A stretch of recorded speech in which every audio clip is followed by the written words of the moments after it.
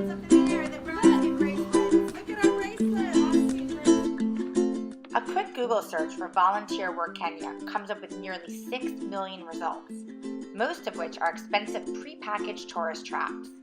But we were on a mission to find authentic charity work, so we used our own personal networks to get introduced to local projects on the ground in Kenya. This led us to Kibera, one of the largest slums in the world.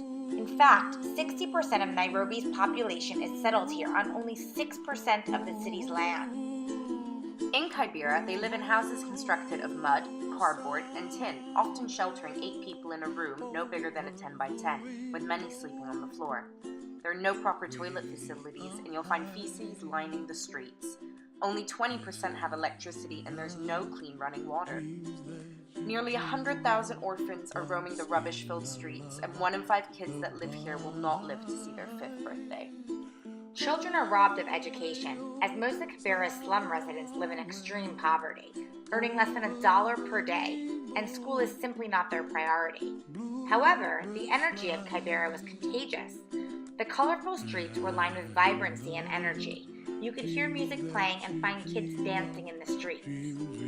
Not all children here, though, are fortunate enough to have access to formal education. But there is a special school in Kibera called Red Rose, providing education for 400 slum kids, along with structure, safety, and what is likely to be their only meal of the day. This sponsor-funded school has a feeding program in place that provides kids with meals they can't afford to have back at home and ensures lessons won't be skipped due to hunger. It only costs $70 a day to feed all 400, but as food prices rise, the school struggles. The kids only own 1 tattered school uniform each, but none of this takes away from their cheerfulness and excitement. We saw firsthand how the power of education can give these kids a fighting chance to have a better life. In fact, meet Sammy, whose life was changed at the age of 9, when an English tourist took him off the streets and sponsored years of his education up front. Sammy never saw this man again, but vowed to repay this kindness forward. Sammy and his wife Millie now run their charity Rain Edge, which provides a safe home for 180 street kids and orphans, and a separate school for another 200 disadvantaged kids. They rescue children from drug and abuse-filled homes and from the local medical waste dump site. Families survive here by scavenging for food, and disease is rampant.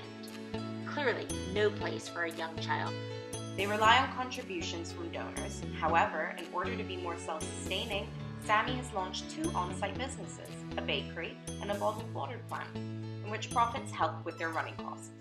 His goal is to provide the kids with basic necessities, food, education, and a safe place to sleep. And while we often take for granted the beds we sleep in, a donation to their orphanage enabled their urine-soaked mattresses to be changed out for new ones with protective covers. Sammy's story is an amazing one of human connection and faith. Oftentimes, we don't realize the impact we can have on another human being. Had the anonymous tourist simply passed Sammy by, he may have never gone on to save so many children with similar faiths. There's an old proverb that says, if you give a man a fish, you feed him for a day. But if you teach a man to fish, you feed him for a lifetime.